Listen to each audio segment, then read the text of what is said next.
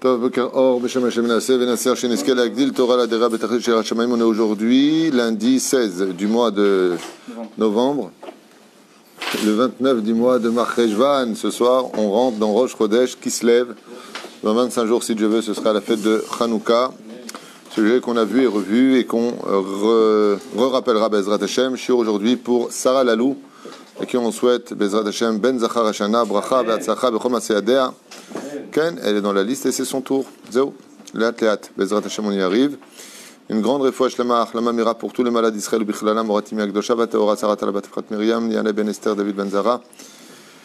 Oulé lef alfa avdalim lenu nishmat kol mete Israël bichlala, Meshane ben Fidja, David Deniz, Simcha bat Lola, Tzipora bat Zeligman, Levi Yehuda, Sidne ben Eliyahu Sayad, Moshe ben Zari, Gérard Goulik, Alahem, Shalom, Roi Hashem tenachenam began Eden Elion, une grande atzlacha pour Yaakov Billard.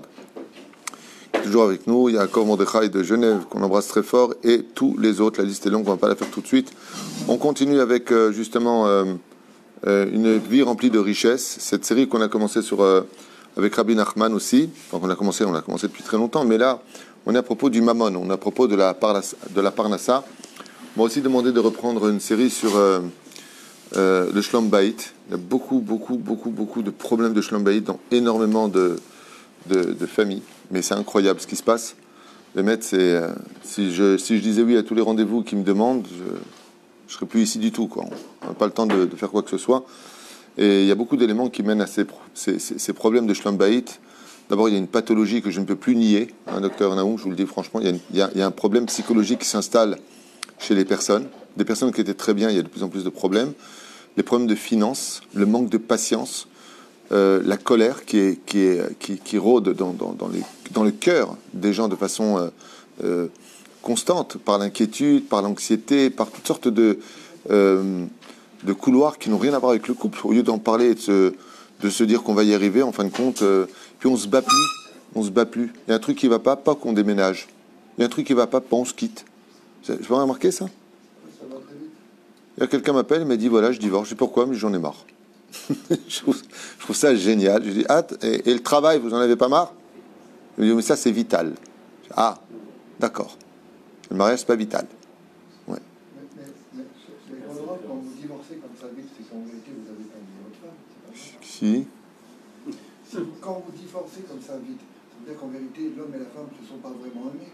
Parce que s'ils s'aiment vraiment... Alors, ce que tu dis est vrai à un certain degré, mais le problème, il est plus est-ce qu'on aime ou pas sa femme. Le problème, c'est que quand on est capable de ne plus se battre pour son bonheur, c'est qu'on s'aime plus soi-même. Ça, c'est la base du problème.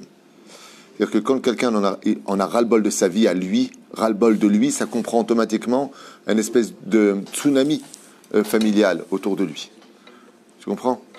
Et comme les gens n'ont pas qui les aide, on est dans une période, vous vous rendez compte que ce soit à Paris, aux États-Unis ou ailleurs, Bémet, c'est incroyable. Hier, j'ai pris le numéro d'une thérapeute diplômée à Jérusalem, je suis content de l'avoir trouvé. J'aimerais bien en trouver une Ranana, une Natania, enfin, là j'en vois chez le Rav Yitzhak Cohen par exemple. Mais les gens n'ont pas où aller. À Paris, quand je dis, mais vous n'avez pas où aller, je les envoie chez le docteur Elkriev par exemple. Mais il me dit, mais il n'y a pas où aller, il n'y a pas de voir des spécialistes, il n'y a pas, quand on appelle un Rav, il n'a pas le temps. C'est dramatique. Ou alors, il ne se connaît pas, mais les gens n'ont pas où s'adresser. Alors ils prennent des avocats tout de suite, parce qu'il faut aller vite. Les gens, tout de suite, dès qu'il y a un problème... je ne veux pas sortir les mains nues. Donc tout de suite, on est déjà dans le stratagème et dans les plans de comment, si je divorce, je veux m'en sortir, au lieu de régler le problème. Comment tu peux penser à ça? Ça, c'est en dernier lieu. Mais comme l'autre y pense déjà, donc toi, tu y penses aussi. Donc les femmes, dans leur panique, elles font, bon, alors je vais prendre une pension, je vais faire divorcer donc au loyer en France, ça veut dire qu'ils vont payer. Est-ce que je peux m'en sortir pour manger? Voilà où on en est aujourd'hui. C'est un drame. C'est un drame. Mais mec, on devient fou. Le mot, c'est F-O-U. On ne se bat plus pour son bonheur. Je ne sais pas pourquoi je vous parle de ça, on devait parler d'autre chose. Mais c'est juste une parenthèse qui vraiment me fait de la peine parce que c'est de plus en plus. Il y a autant de mariages que de divorces. Tov, hein? Et comment on peut soigner ça dans cette génération? C'est quoi le conseil que vous pouvez donner? Ouh là là, tu veux que je te dise? C'est une sidna, pour moi aujourd'hui, si je fais un cours, si je me lance dans les Shlom Bayit, on fait à peu près 50 cours. Parce qu'aujourd'hui, il n'y a plus besoin de maîtresse. Nos portables sont devenus une sorte de maîtresse vis-à-vis de nos couples, vis-à-vis des hommes. Ça nous rend fous au niveau de ce que nos yeux voient toute la journée. Ça nous rend impurs Quand on voit nos femmes, après on fait des comparaisons sans être conscient de ce que l'on fait. On est complètement... notre meilleur ami, c'est devenu le portable. On parle avec, on est à table avec notre femme, on ne la regarde même pas. On est en train de répondre à nos WhatsApp avec des copains, avec des copines, mariées, 40 ans, 50 ans. Avec le travail, il y a plus de rendez-vous. Il n'y a plus de rendez-vous. Il n'y a plus de rendez-vous. Regardez bien, avant, on mettait le couteau à droite, la fourchette à gauche, le verre devant, l'assiette au milieu.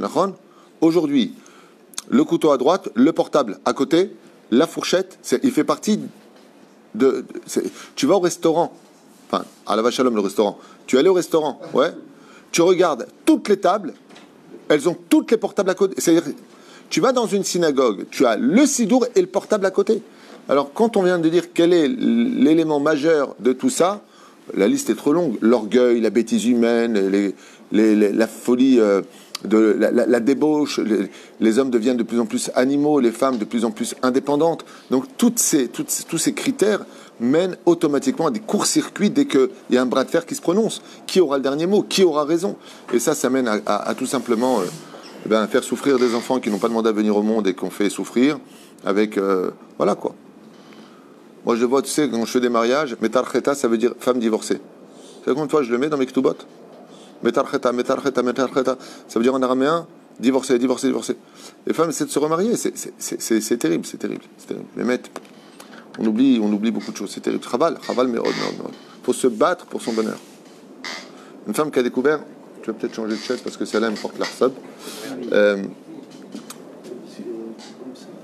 Celle-là aussi. Ça, c'est la mienne.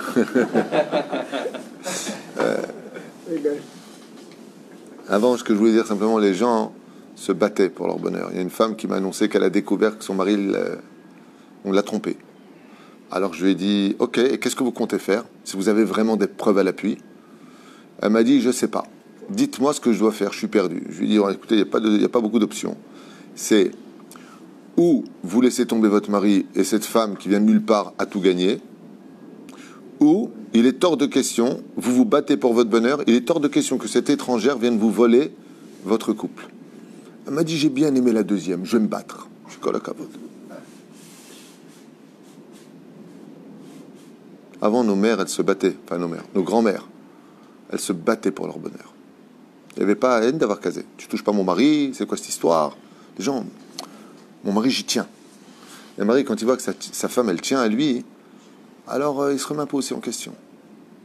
Parce que pendant qu'elle, elle se débarrasse de lui parce qu'elle est vexée et humiliée de ce qui vient de se passer, l'autre, elle est contente parce qu'elle lui dit, je suis là pour toi. Donc tout se renverse très rapidement. Vous m'avez saoulé, donc on va faire le shiur.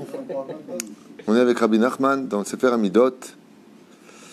On s'est arrêté là, donc j'ai fait un siman. Je trouve que c'est dommage à chaque fois de commencer de ne pas finir quelque chose. Là, on a encore beaucoup de feuilles à propos du mammon, de tout ce qui touche à la parnassa. Et ce qui est très curieux, c'est que si l'argent fait vivre une personne, parce que dans le monde dans lequel on vit sans argent, on va nulle part, c'est compliqué. Tout marche avec l'argent ici, tout. Au niveau spirituel qu'au niveau matériel. Tu vas acheter une maison, c'est de l'argent. Tu veux une bar mitzvah, il faut de l'argent. Tu veux monter à la Torah le Shabbat, il faut de l'argent. Dans tout, on voit vraiment que tout se vend et tout se rachète. Par contre, ce qui est curieux, c'est que celui qui est sonné mammon, alors je ne sais pas si ça existe, des gens qui détestent l'argent. Tu détestes? Sonné. Il n'y a pas marqué celui qui est indifférent à l'argent. Rabbi nous dit celui qui est sonné mammon. C'est bizarre comme... je ne connais pas, moi, de gens qui détestent l'argent. Je connais des gens qui ne courent pas après l'argent spécialement. Abal Miché, sonner, c'est haïr. De l'argent, mon Dieu. Je passe de l'autre côté. Bizarre. Alors, qui est comme ça en général? On a un personnage qui était comme ça, très connu dans la Bible, duquel la Torah nous fait une parenthèse, c'est Avraham Avinu. Avraham était quelqu'un qui détestait l'argent. Alors, justement, il est marqué Avraham Kaved Meod. Kaved Meod. Le Sefer Imrechen, donc il était Kaved, comme tu dis en français, il pèse lourd. Avraham Avinu, s'il pouvait se débarrasser de tout ce qu'il avait, et c'est ce qu'il va faire très vite d'ailleurs, il va tout donner très vite de son vivant à son fils. Lui, il ne veut pas tout ça. Et j'en ai vu dans plusieurs biographies que beaucoup de tzadikim pourraient être extrêmement riches et n'ont jamais touché un seul centime. L'argent ne les intéresse pas, ils n'en ont pas besoin et ils n'en veulent pas. Donc ils délèguent ça à des personnes intermédiaires. Et ils ne sont... C'est en réalité... Encore une fois, je suis un peu gêné parce que ces tzadikim dont je parle sont désintéressés de l'argent. Mais détester l'argent, c'est très bizarre. Parce que Dieu aime l'argent. Li akesev eliazav. Dieu dit ça à moi, ça. Il n'y a pas marqué que Dieu déteste. Donc, j'ai du mal à comprendre. Quand viendra la résurrection des morts, Rabbeinu va nous dire pourquoi il a marqué sonner. Le mot sonner, pour moi, il me dérange. Je dis franchement, vous voyez, comme quoi c'est quoi il me dérange. Je ne comprends pas le mot sonner. Il y a marqué, par exemple, celui qui fuit l'argent, je comprends. Il y a un proverbe qui dit dans la Chassidoute, fuis l'argent, il te court derrière. On connaît ça. J'ai demandé à Rabbi Moshe Deri, une façon d'être riche, il m'a dit, moins tu cours après l'argent, plus il te court derrière. Encore ça, c'est une question d'émouna et d'expérience. Mais sonner mammon, alors... Peut-être qu'il a oublié quelques mots. Il n'y avait que toi, Mir, pour me sortir un truc pareil. J'ai adoré. Alors, Mir, il dit, peut-être que Rabbeinu, il a oublié quelques mots. Tu veux qu'il vienne ce soir dans les rêves te donner un Maba Shegeri ou quoi? Mir, bonne nuit. Ah, je ne savais pas que c'était Rabbeinu.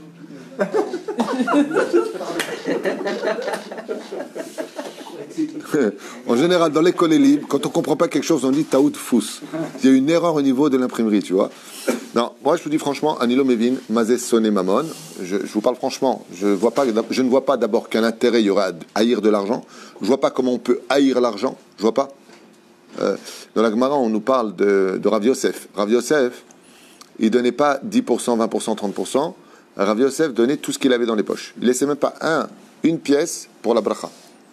Et Dieu lui remplissait constamment, à un tel point que les pauvres, quand ils voyaient Rav Yosef, ils quittaient la rue de peur que Rav Yosef leur court derrière pour leur donner, alors qu'ils n'avaient pas besoin spécialement à cette heure-là. Tellement il aimait la tzedaka. Mais Dieu lui remplissait, il aimait l'argent pour donner.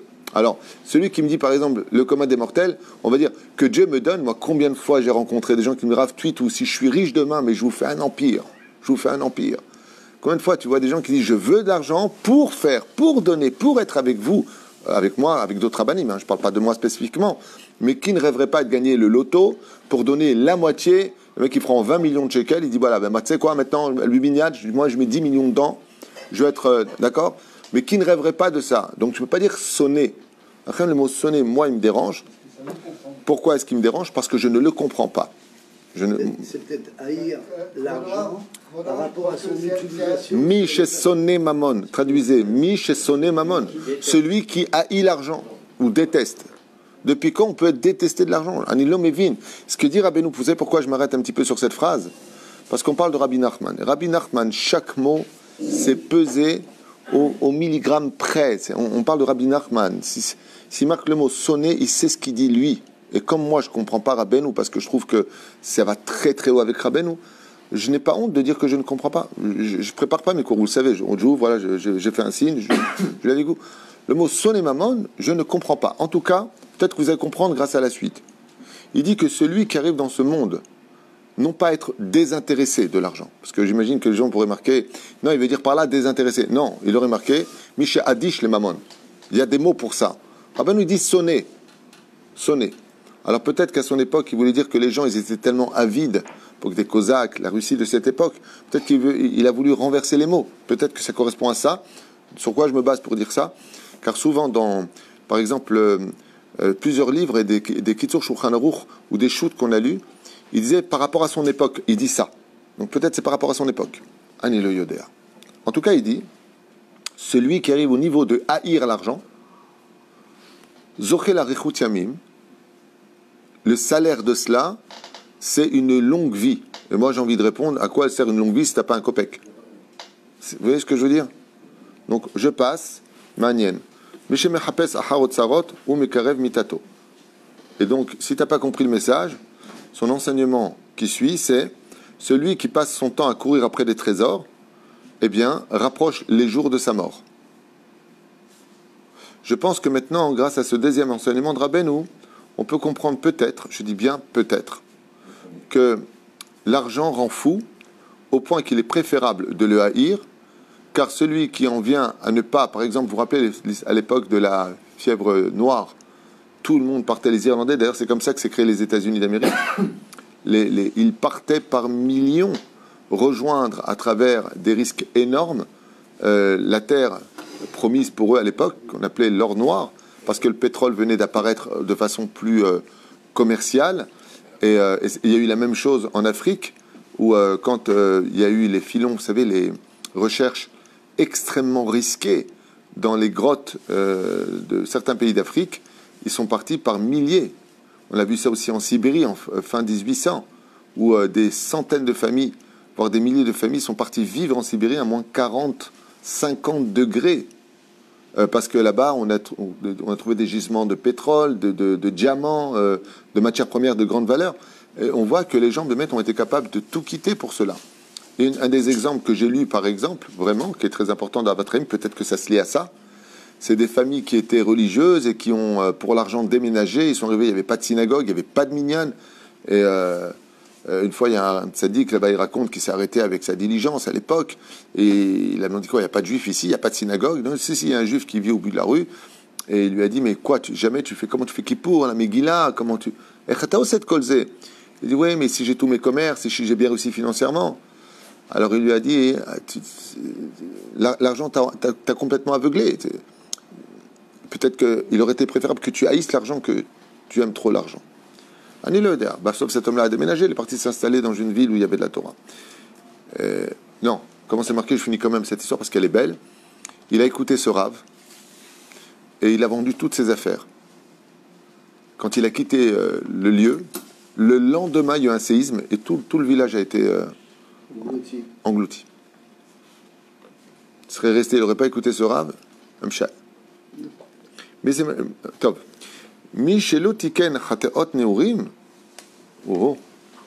Celui qui ne fait pas une introspection de ses fautes de la jeunesse, eh bien, finira pauvre.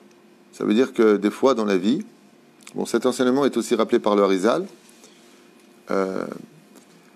Des fois dans la vie, Bémet, on a fait tchouva, on va bien, on ne fait pas de bêtises, on va dire ça comme ça, on fait attention, on fixe un temps d'étude à la Torah, on est Shomer Shabbat, Shomer Mizot, Bémet, tout va bien. Et d'un coup, ça va pas. Et là, on dit, qu'est-ce qu'il veut Dieu chez moi? Je comprends pas. Voilà, ça fait 15 ans, j'ai fait tchouva. Pourquoi il me met dans cette situation? J'ai donné d'Atsedaka, j'ai prélevé le Maaser, je suis Shomer Shabbat, je respecte ma femme. Tu vois, le mec, vraiment, il a une belle palette comme ça de srout. Veolo mevin lama. Rabbeinu répond, Mishelo tiken chat'ot ne'urav. Il a fait des choses qui n'allaient pas quand il était jeune. Comme par exemple, il a promis à une femme de l'épouser, puis après il a dépucelé, puis après il a laissé tomber comme un chiffon. Et maintenant il a fait tchouva, tzaddik, Aval Beseder. Tu sais qu'il y a une femme de l'autre côté qui a été trompée, humiliée, à qui tu lui as volé quelque chose qu'elle ne pourra plus jamais récupérer avec des belles paroles. Je vous raconte cette histoire parce que j'ai quelqu'un qui m'a raconté ça. Je lui ai dit, tu dois retrouver cette femme, lui demander pardon, et ainsi de suite. Et je lui ai dit, tu dois la dédommager. Tu dois la dédommager. C'est pas comme tu dis une voiture, le mec il a eu le temps de changer de voiture. Quand tu as volé la virginité d'une femme parce que tu étais ignorant à l'époque, autre chose, les dégâts sont Mideoraita. Si tu l'as dépucelé, tu dois te marier avec Mideoraita. C'est extrêmement grave. Le mec il a fait Zera le Vatala, il est parti avec des goyotes, il a fait n'importe quoi toute sa vie, d'un coup il devient Baba Saleh. Chazakou Barour. Rien tient devant la tchouva, il n'y a pas de problème. Aval, le Harizal, il dit, l'amour, il ne suffit pas, il y a aussi des réparations à faire. C'est bien, mais une voiture, aussi forte soit-elle, elle a besoin de révision. Ta teshuva, des fois, elle a besoin de révision.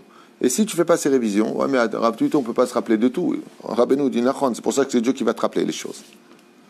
On ne peut pas tout réparer. Hein? Une des prières les plus importantes, Rabbi Avraham Ayakar, qu'un homme doit faire toute sa vie durant Be'ezrat Hashem, c'est de demander à Dieu qu'il ne quitte pas ce monde avant d'avoir tout réparé. C'est la personne, une fois qu'elle a tout payé dans ce monde, elle finit avec une petite maladie, qui le finit vraiment pour le rendre propre. Comme ça, hakaka, elle nettoie bien comme il faut. Après, quand il meurt, pour l'éternité, il kiffe. Mais c'est chas v'shalom. Il part de ce monde. Il reste encore une poussière. Tu ne peux pas rentrer. Tu ne rentres pas dans le Olam Haba, tu ne rentres pas au Gan Eden si tu n'as pas tout payé. En malasot. Ça plaît pas, c'est dur, c'est pas dur, c'est agréable, c'est pas agréable, c'est un matzab. Pourquoi Dieu nous a donné la Torah? Pour nous guider de ne pas tomber dans le piège. Ne pas rentrer dans la folie. Adam tzarich lachshov. On ne sait pas tout ce qu'on a fait, on sait ce qu'on a fait. Et quand on oublie, qu'est-ce qu'il fait Hachem? Écoute bien ce que je vais te dire. Je me rappelle quelque chose en France. Un jour, quelqu'un m'appelle et il me dit vous avez fait de cours ce soir? Tout ça, j'ai dit oui. Et il me dit là, je suis au Germain-des-Prés, là où il y avait les restaurants à l'époque, là. Saint-Germain-des-Prés, c'est ça? Je lui dis qu'est-ce que tu fais là-bas? Je me rappelle, avant, il y avait des restaurants, il y avait de la musique, ils jouaient du jazz et tout ça. Il m'a dit qui c'est qui ne venait pas ici avant? Je lui ai dit t'es là-bas? Il me dit ouais, j'adore, c'est génial et tout ça. Je lui ai dit t'es là-bas? Il me dit ouais, alors j'ai fait les tahanounim.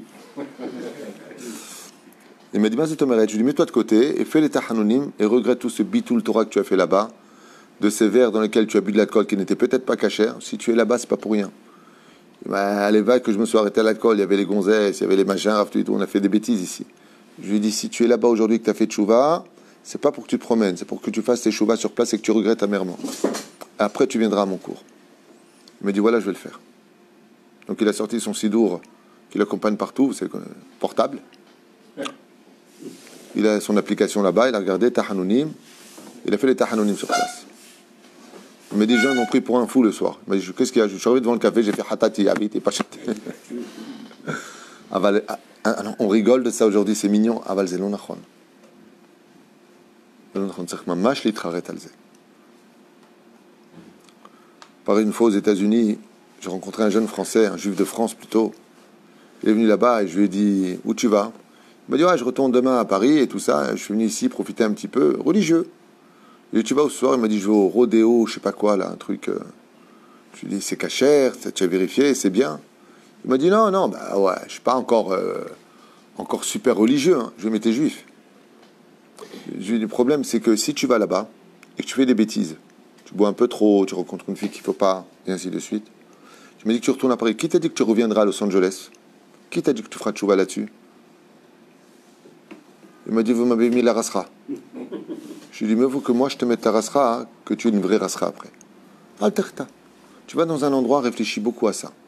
Qui t'a dit que tu reviendras un jour avoir le mérite de demander pardon ici ou là où tu as foutu? Et la reine Adam, c'est le tracham.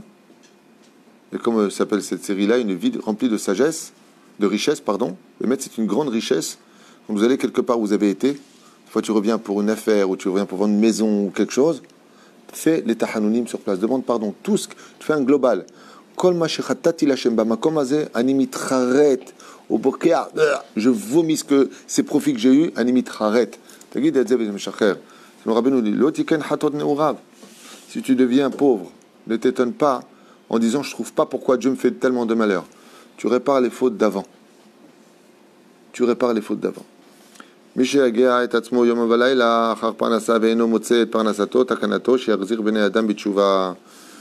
qui travaille du matin au soir, Clark, il a des dettes, il veut s'en sortir. Il travaille du matin au soir et du soir au matin. Il a besoin de payer son loyer, il a besoin de payer tout. Lui, tous ces discours, ça ne lui parle pas. Lui, ce qu'il sait, il dit, regarde, donne-moi l'oseille qu'il faut, je vais étudier la Torah. Hein. Le côté, va prier, parle avec Dieu, je l'ai fait, ça marche pas, qu'est-ce que je dois faire? Ça marche pas. J'ai besoin d'oseille, moi je fais comment? Je lui dis, mec, Masechet Baba Batra ou Baba Metzia? Au lieu de payer son loyer. Comment je fais quand on a des dettes? Comment on fait quand il faut payer? Eh bien, je travaille du matin au soir, j'ai plus de vie de famille, je vois plus mes enfants. C'est dur de lui donner une réponse. Rabbeinu, il vient et te donne une réponse. Il te dit, si tu te trouves dans une situation où Bémet, tu travailles comme un hamor du matin au soir et du soir au matin, pour essayer de joindre les deux bouts, pas tu les as joints, pour essayer de les joindre, ces deux bouts, eh bien, je te donne un raccourci qui va te permettre de retrouver une vie normale si tu fais ce que je te dis, dit Rabbeinu. Vema ala asot, Omer Rabbeinu, Yachzir ben Adam bitshuva. Le tikkun, c'est d'aider, par exemple, un chef de communauté, ou par exemple, là, ils sortent un nouveau livre du Rav Ovadia Yosef. Ok? Yachzir bitshuva tanashim, c'est des halachot. Ils sortent un nouveau livre qu'il n'avait pas eu le temps de sortir avant de partir de ce monde. Il va être distribué dans toutes les synagogues du monde entier, ce livre, gratuitement. Donc il demande qui veut participer. Eh bien, le tikkun, c'est par exemple les livres de Rabbeinu, pour les distribuer, par exemple. Tu investis là-dedans pour l'arzir b'tchouva, parce que pour faire tchouva aux autres, il faut que toi-même tu sais c'est quoi la teshuva. Tu ne peux pas dire à quelqu'un quoi être si toi-même tu ne l'es pas. Tu ne sais pas de quoi tu parles. Le mec qui va dans les rues, il dit Si vous appelez comment Zerbib, faites tes chouvas. Monsieur Lévy, ouais, ça va? Ouais, faites tes chouvas, je vais prendre d'oseille. C'est le mystère. Tu as la guide. Tu peux venir une personne, je lui dis, Tarzor Bitchouva. Vas-y, Tarzor Bitchouva. Attache-toi à quelqu'un, par exemple, s'il y a un rave qui fait des séminaires, un rave qui est Marzir Bitchouva. Il est Marzir Bitchouva Nashim. Tu dis, voilà, je vous paye l'essence, vous allez où? Vous allez à Tel Aviv. Voilà, monsieur, 100 shekels, je vous paye l'essence pour aller faire tchouva. Tu participes quelque part à cette Chazara Bitchouva pour que tu aies ton chelek. Et pour arrêter, comme ça dit, cette hémorragie de travailler et ne pas réussir à joindre les deux bouts, Asok Beze Sheta Marzir Bitchouva Nashim. Le tikkun de ça, c'est que tu dois faire tes chouvas aux gens pour pouvoir avoir la bracha dans ce que tu accomplis. Bezaket Arabim.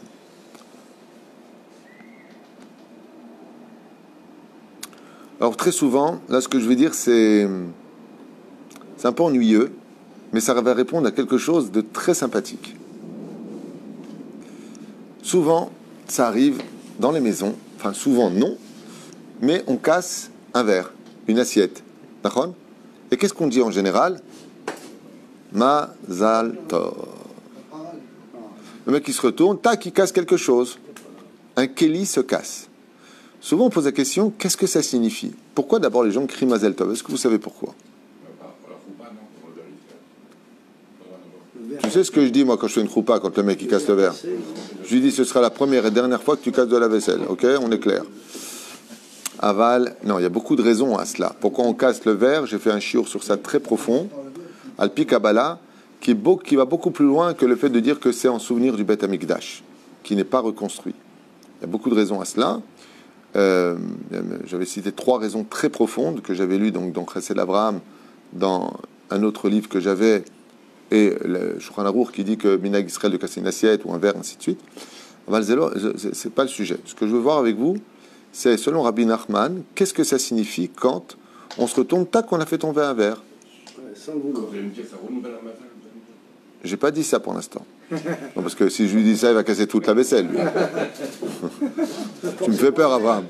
Abraham me dit quoi? Attendez, quand ça se casse, ça se renouvelle le mazal? Ouais. Chérie, casse tout. Non, non. Bémet. Alors, d'abord, est-ce que vous savez pourquoi vous dites Mazel Tov? Est-ce que vous savez pourquoi vous dites Mazel Tov? Meir, tu sais pourquoi tu dis Mazel Tov? Yosef? Moi, je pense que c'est cassé. Toi qui casses des murs, tu sais pourquoi tu dis Mazel Tov? Le mal est Oui, ma femme, Hein? par ma femme.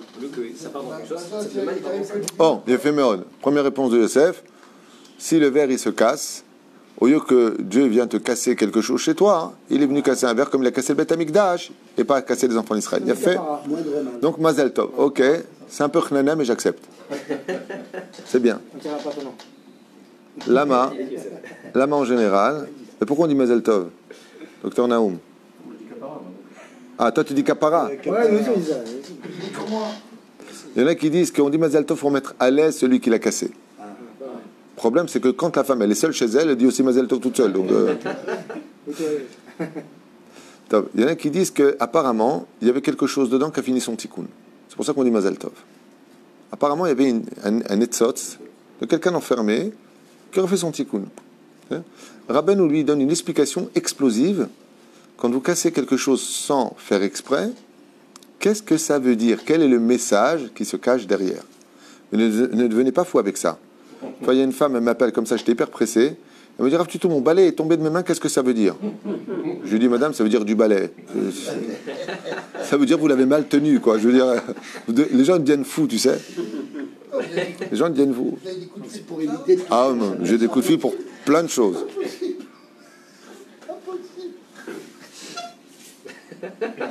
Si c'était pas l'ustensile, c'était nous. En fait, Il a dit ça.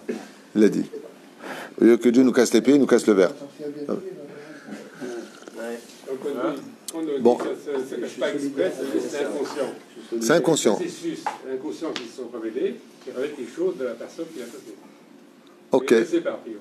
Alors, moi, la question, c'est quel est le message qui se cache derrière un verre qui tombe par terre alors qu'on a fait un geste anodin sans vouloir le faire tomber. Pourquoi? Peut-être qu'on aurait dû donner cet argent-là autre part. Et comme des fois qu'on... Pas mal. On aurait dû peut-être donner de l'argent et donc tu perds un verre de l'argent. Quand on traite, ça s'appelle un acte manqué. Un acte manqué. D'accord. Tov. On va donner la réponse de Rabbeinu. La réponse de Rabbeinu, la vraie, donc... Peut-être que c'est un Shimon qui peut donner plus. Bon iré. Ksat savlanout, bon iré. Bon iré.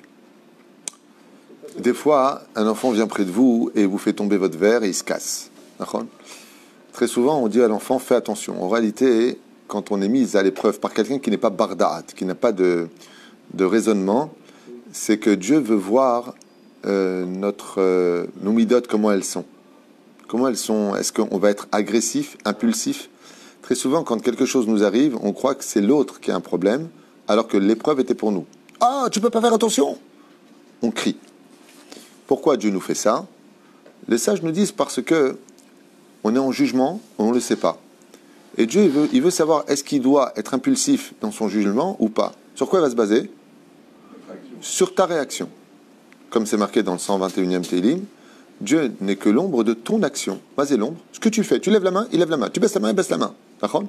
Donc ce qui fait des fois, toi tu ne sais pas, tu es à table le matin avec ta famille, tranquille, et puis tout va bien, puis le petit il vient, il a 2 ans, paf, il te fait tomber ton assiette, et ça tombe sur toi, d'accord, sur ton pantalon blanc, avec de la sauce qui s'en va pas, ouais, parce que dans le ciel, tu as une grosse tache, une énorme accusation qui s'en va pas. Et Dieu veut voir comment tu vas réagir. Est-ce que tu as travaillé tes midotes ? Ma'avir al midotav. Normalement, ça t'énerve. Normalement, le petit, tu l'as déjà à la Bruce Lee, et une fois que tu t'es essuyé, oh mince, si c'est poli, c'est déjà pas mal, fais comme ça, bon, c'est pas grave, bon, allez, viens chez papa. Le mec, une fois qu'il a éclaté le gosse, bon, allez, viens chez papa, c'est un nachon. Et puis il y a celui qui dit, attention, fils, aïe, Tov, Baruch Hashem, Tov, apparemment, c'est pas le pantalon que je vais mettre aujourd'hui. Akadosh, qu'est-ce qu'il fait ? Dans le ciel, il fait exactement la même chose. Il y a une grosse tache sur lui, il y a une grosse accusation. Il dit, comme ça, ben très bien, tac. Là, tu vas le payer. C'est-à-dire que Dieu veut voir comment toi tu réagis, ainsi réagit lui. Donc plus tu es calme, plus tu te travailles tes midotes, plus tu y gagnes. D'accord ? Le Harizal, lui, par contre, il explique quelque chose de très fin. Vous savez, des fois, il arrive que Shabbat Kodesh, sans faire exprès, bon, on n'a pas mis les caches sur l'électricité, les interrupteurs, et on rentre, hop, la salle de bain en général, la salle de bain, les toilettes, c'est inévitable. Mais c'est Shabbat. Shabbos. Comment tu peux penser ? Mais d'accord, mais c'est inadvertant. Pourquoi ? J'y pense pas. C'est machinal. C'est ma main qui y va. Il dit, si tu fais ça, d'abord, fais pas comme il y en a qui me tuent de rire. Une fois, j'avais un invité, que Dieu le bénisse. Que Dieu le bénisse. Ah, il m'a tué. Et il m'a tué, lui. Le cache, le truc, il s'était défait. Là, tu mets le cache, là. Il s'est défait, il est tombé. Donc, je n'ai pas pu mettre de cache. Il rentre dans la salle de bain. Et là, il m'éteint la salle de bain. Je dis non, touche pas. Il me dit, oh, pardon. Et il rallume. Je dis, mais non, fallait pas rallumer. Il me dit, ah, pardon, alors il éteint. Je dis, touche plus. Il m'a tué. Je dis, qu'est-ce que tu fais ? Touche plus. Je dis, touche plus. Toi, tu touches plus. Tes mains dans les poches. Okay. On en parle. Moi, j'étais mort de rire avec lui. Je dis, mais tu m'as tué. Mais je sais pas. Vous me dites, faut pas allumer, faut pas éteindre. Moi, je remets comme c'était. Moi, je veux pas déranger, il m'a dit. Top. Dvarim Yefim. Rabbeinu, il dit, pas Rabbeinu là, après je parlerai de Rabbeinu, le Harizal, il dit, quand ça t'arrive, ce genre de choses, et que tu as commis une avéra par inadvertance le Shabbat, c'est que Dieu te fait comme ça, gentiment à l'épaule, et les lois de l'électricité, les lois de Shabbat, tu les connais pas assez bien. Donc comment il va te faire ça, Hachem ? Il va te machinalement faire quelque chose qui va t'allumer une noura, c'est le cas de le dire, t'allumer une idée de comment tu dois réparer ça. Dieu est en train de te dire, tu sais, tu parles trop à table, fais plus de lois de Shabbat. Apprends mieux les lois de Shabbat. Donc vous voyez que, dans certains cas, on a des événements qui nous annoncent quelque chose. Rabbi Nachman nous dit, à propos de Mishe Meshaber Ezekeli, Shelomit Kaven Bo, qu'est-ce que Dieu veut nous dire en nous tapant gentiment à l'épaule quand on fait tomber une assiette ou un verre ? Beyadoua Sheuchote. Ça veut dire que tu fais quelque chose qui ne plaît pas aux yeux de Dieu. Il y a quelque chose que tu fais où tu devrais aller voir un chacham et lui dire, voilà, je fais ça, est-ce que j'ai le droit de faire ça ? Est-ce que c'est bien de faire ça ? Est-ce que, par exemple, le fait que je sois sur Facebook ou sur Twitter, ou qu'est-ce qu'il y a encore comme bêtise ? Instagram, Pipi, et Collegram, toutes, ou TikTok, il y a plein de choses, d'accord ? Peut-être que ce que tu fais, l'omotsechen bene Hashem. Donc, qu'est-ce qu'il fait Hashem ? Il te dit gentiment, dai, il y a quelque chose qui est en train de se casser. il ne va pas te frapper à toi. Ou Shover Keli, comme ça dit Rabbi Nachman. Quand tu casses quelque chose par inadvertance, ça veut dire en d'autres termes, va faire une introspection de ta vie. Il y a un truc que tu fais que Dieu n'aime pas. Voilà ce que ça veut dire. C'est intéressant parce que souvent on pose la question, Mazé Omer. Mazé Omer. C'est Perouche Adavar, il y a une chose que tu fais. Maintenant attention aux mots, encore une fois, moi je fais très attention à l'étude des mots utilisés. Il y a marqué choté. Il n'a pas marqué avon ou pécha. Ça veut dire, tu fais quelque chose, pas de tellement dramatique, c'est-à-dire que tu rates une occasion que, chaval, tu aurais dû faire. Choté, c'est, en français c'est difficile parce que comment tu dis choté, fauteur? C'est manquer la cible. Oui, non, exactement, ça c'est au niveau de l'explication du mot. Mais l'étymologie du mot choté, genre het. Het, ça veut dire quelque part une faute, chatati, d'accord? Pachati, aviti, ça veut dire faute. Zelonachon. Là on parle de fautes qui sont rater sa cible un peu par inadvertance quelque part, et on fait quelque chose qui, comme on dit, Kol Omer David Chata Eno Latoe. Il n'y a pas marqué Kol Omer, ce qu'a fait le roi David, si c'était vraiment une faute d'avoir pris une femme mariée, il n'y aurait pas marqué Chata. Pacha, c'est une action criminelle par la Torah. Pour une femme mariée, ce serait Mita. Les deux, on les sort du camp et on les lapide dans la Torah. On ne va pas le faire Chaz v'Shalom, mais l'idée. D'accord? Donc, le roi David, on le fait comprendre qu'il a fait une faute qui n'est pas une vraie faute. Et même ça, tu n'as pas le droit de le dire du roi David. C'est un peu ambigu. D'accord? Donc il dit quelque part que quand tu viens et que tu vois un kéli qui se casse d'un coup, tu t'es retourné, tac, l'assiette est tombée par terre ou le verre est tombé par terre, par exemple. Rabbi Nachman nous dit, il y a une chose que tu fais qui ne plaît pas aux yeux de Dieu. C'est-à-dire, vois si, par exemple, ne commencez pas à m'appeler, hein, le mec, j'ai cassé un verre, Rab tout, j'ai cassé un verre, d'après vous, c'est quoi? Il y en a qui disent que c'est le mauvais œil. Hein? Il y en a qui disent que c'est le mauvais œil, c'est possible. Mais il faudrait que le mauvais œil soit là. Ça veut dire qu'une fois, le Rav Ben Sion Abba Shaul, Zecher Tzedek Kadosh Ibracha, il venait d'acheter un nouveau frigidaire et il a reçu du monde à la maison. Le moteur, il est comme ça. Il a dit ouvertement Zé Ainara. Mais la personne est là. Il n'y a pas la Ainara à distance. C'est pour ça que Bilam, il est obligé de voir le peuple d'Israël pour mettre la Ainara. On ne met pas d'Ainara à distance. C'est là. Donc la Ainara, c'est quand il y a une présence qui est là. C'est pas télécommandé. Non. C'est pas comme le Lachonara. Le Lachonara, il n'a pas de distance. C'est un avertissement. C'est juste, non, moi je vois pas ça comme un avertissement. Dieu nous aime. Et lui, ce qu'il veut Dieu, c'est nous emmener comme un berger, comme le mot, je déteste, il fait un peu curé comme ça, d'emmener son troupeau, en d'autres termes, le peuple d'Israël, à avoir tous une part au monde futur. Donc comme un père qui éduque son fils, il va dire, écoute, ce que tu fais, c'est pas bien. Je vois un exemple, un père voit son fils qui prend des joints.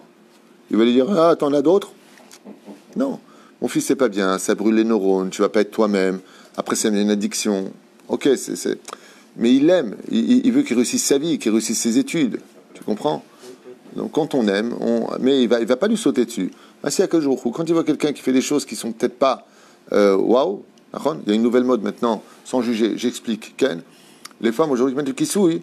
Bon, au lieu d'en mettre du kissoui, elles le mettent à moitié. Ou il y a une chose bizarre, je juge pas, j'explique, qui sont très choquantes parce qu'on monte du bas vers le haut. Il y a le kissoui, mais il y a la jupe courte. Ça fait un grand chilou lachem. La fille avec le foulard et elle est en mini-jupe. Zélomatim. D'abord, sachez une chose, il est préférable d'être en jupe longue et les cheveux découverts que les cheveux couverts et une jupe courte. Parce que les jambes excitent plus un homme et font plus fauter un homme que des cheveux. Donc il faut remettre un petit peu les choses dans leur contexte. Le mieux, c'est la jupe longue avec les cheveux couverts. Alors, juste pour qu'on comprenne. Des fois, encore une fois, c'est juste un exemple que je donne. Je parle de ça comme je pourrais parler d'autres choses, qu'on se comprenne. La femme, elle a le kissoui qui est à la moitié, donc elle a plus de 2 doigts. C'est comme elle a compris, elle. Au lieu de 2 doigts comme ça, elle a compris 2 doigts comme ça. Vous voyez ce que je veux dire?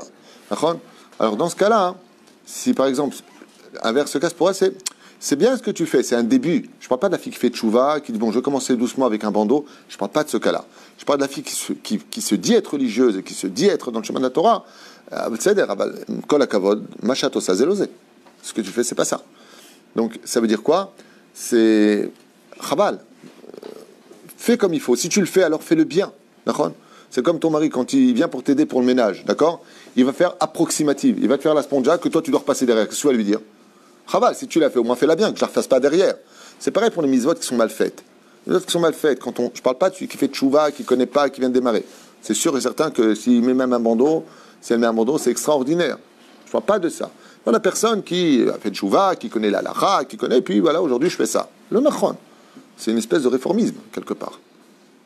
C'est Zélo y a fait. Ça s'appelle, fais attention, ce que tu fais c'est bien, mais ça ne plaît pas à Dieu. Tetaken et Amida. Et on fait encore un ou on arrête? Encore un. Youssef, il a dit encore un, c'est mon technicien ici, c'est lui qui décide. Hein?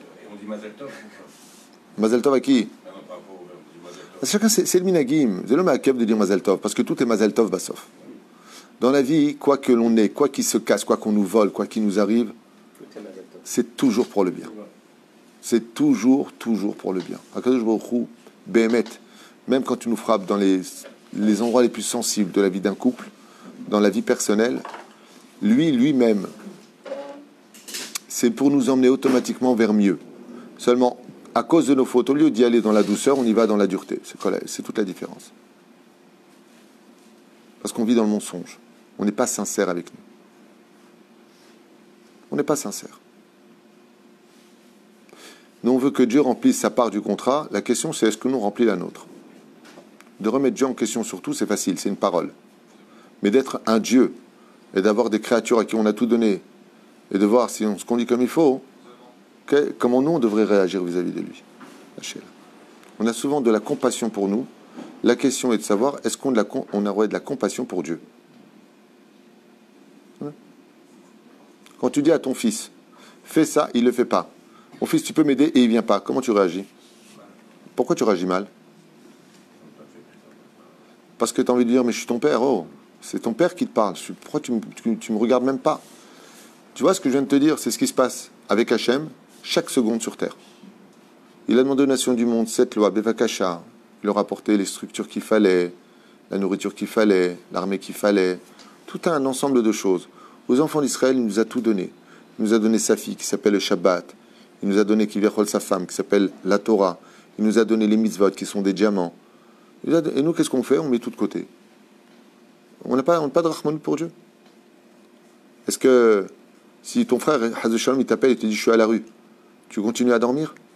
Dieu, toutes les nuits, il dit, vous savez que je suis à la rue, j'ai pas de Beth Amikdash. Est-ce qu'il y en a un qui se lève pour pleurer pour mon temple? Est-ce qu'il y en a un que ça dérange que mon temple, il n'y a pas? Non. Nous, on va s'inquiéter de... J'ai de quoi payer mon loyer, j'ai quoi... Qui est Dieu et qui est le serviteur? On a fait de Dieu notre serviteur et on a fait de nous des dieux. Le Zélotov. Un peu de compassion pour Dieu. C'est-à-dire que quand on a une épreuve, au lieu de pleurer en disant, moi, j'en peux plus de ma vie, on devrait lever les yeux vers le ciel et dire à Dieu, Abba, Papa, pardon-nous de t'avoir fâché. Parce que quand un père il punit son fils, ou quand un père il corrige son fils, qui a le plus mal? Le père, je ne parle pas d'un père déséquilibré, je parle d'un père normal. Le père, il en veut à son fils de... Mais pourquoi tu me mets dans cette situation? Pourquoi tu ne me laisses pas le choix que de t'éduquer durement? Est-ce que nous, on n'a pas un peu honte des fois des épreuves qu'on a en disant, Dieu, je te demande pardon de t'avoir mis dans cette situation, que toi tu me mettes mal aujourd'hui parce que tu dois être mal. Parce que vous savez que quand Dieu voit ses enfants mal, ce que nous subissons, il le subit lui-même. C'est marqué noir sur blanc. C'est nous qui devrions avoir honte. Et ça, c'est la plus belle teshuva du monde. D'un jour de venir voir Dieu et lui dire, Avinu Sheba Shamayim, aujourd'hui plus que jamais on te demande pardon de t'avoir mis dans une situation où on ne t'a pas laissé d'autre choix que de nous corriger durement. Parce que c'est Dieu qui souffre. C'est nous qui devrions avoir honte.